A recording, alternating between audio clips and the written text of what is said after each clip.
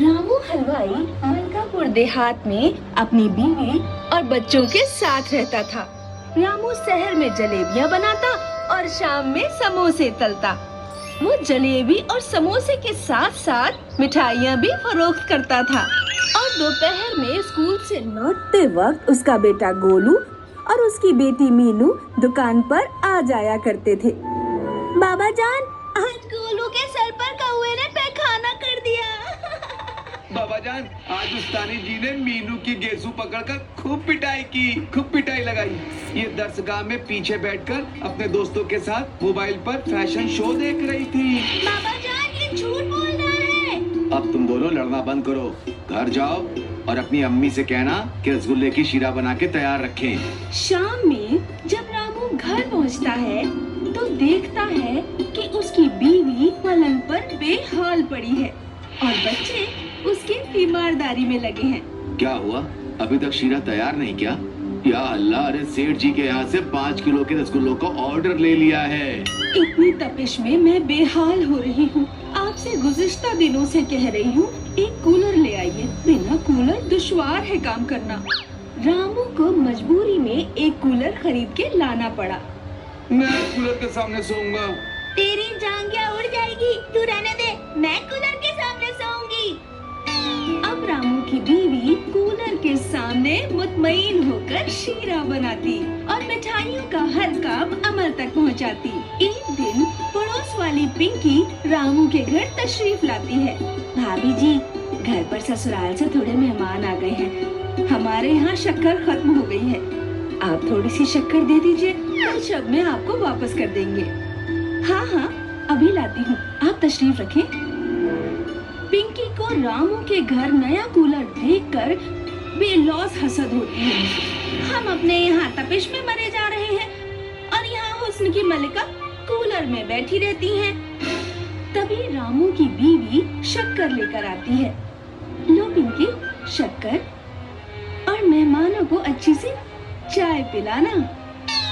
शाम में जब मेहमान घर से चले जाते हैं तो पिंकी अपनी सास से गुफ्तगू करती है।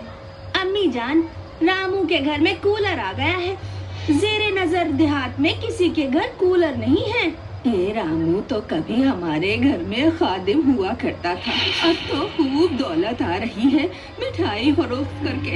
एक तरकीब है, जब कल तू शक्कर वापस करने जाना तो शक्कर में मच्छर मारने वाला स्प्रे शराबोर कर देना।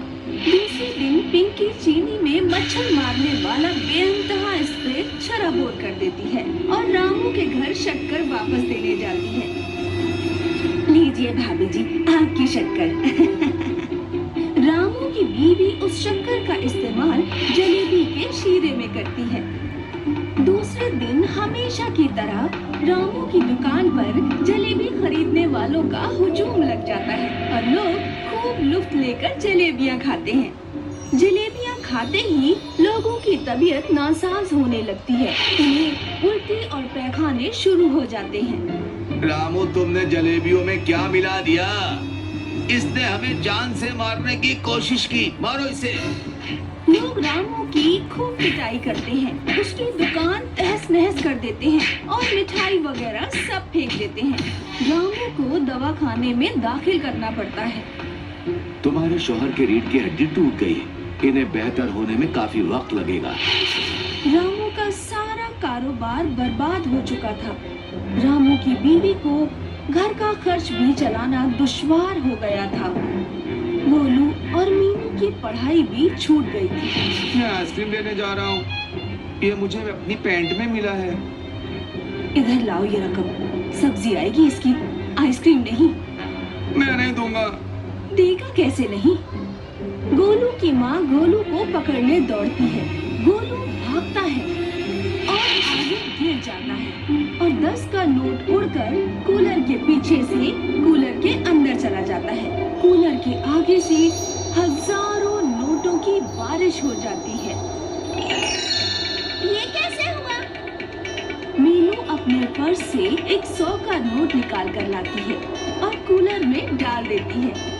आगे से हवा के साथ हजारों 100 के नोट निकल आते हैं। लगता है ये तिलिस्मी कूलर है। जिसके पीछे से एक नोट डालो तो हजारों नोट निकलते हैं। तिलिस्मी कूलर से 1 लाख रकम जमा कर ली थी। ये लोग रामू को दिल्ली के एक बड़े दवाखाने में दाखिल कराते हैं। रामू माशाअल्लाह से चंद दिनों में ही सलामत घर लौट आता है। हमें लालच में नहीं पड़ना चाहिए। खुदा का शुक्र है हमारे पास तिलिस्मी कूलर है, लेकिन मैं फिर भी हलवाई की दुकान दोबारा खोलूंगा और मेहनत मशक्कत से पैसे कमाऊंगा। तिलिस्मी कूलर की बात पिंकी और उसकी सास को पता चल जाती है। अगर वो कूलर हम चला लें तो मजा ही आ जाएगा। एक शब जब रामू के सारे परिवार के लोग सो रहे थे तो पिंकी और उसकी सास खामोशी से रामू के घर में दाखिल होते हैं। बहू, जल्दी से इसमें पैसे डाल, फिर हम एक ही शब में दौलतमंद बन जाएंगे। पिंकी कूलर में एक साथ कई रकम डालती है और यकायक कूलर से गर्म हवा निकलती है। पिंकी और उसकी सास के चेहरे झुलस जाते हैं। लगता है कल मुही तूने कोई गड़बड़ कर दी। फिर से डाल पैसे। पिंकी दोबारा कूलर में पैसे डाल देती है। कूलर से सदा आती है, मैं लालचखोर लोगों की मदद नहीं करता। तुमने अपनी लालच को अमल करने के लिए मेरा नाजायज इस्तेमाल किया। अब अंजाम के लिए तैयार रहो। कूलर से एक साथ कई तीर निकलते हैं। भागो! पिंकी और उसकी सास भागते हैं। वो तीर उनकी पुष्ट पर आकर लग जाते हैं। पिंकी परेशान होकर रामू के घर कूलर वापस दे आती है। माफ कर दीजिए भाभी जी, हमने आपका तिलिस्मी कूलर चुराया और गुनाह की सजा भी हमें मिल गई। तभी तो कहते हैं कि लालच बुरी बला होती है। तिलिस्मी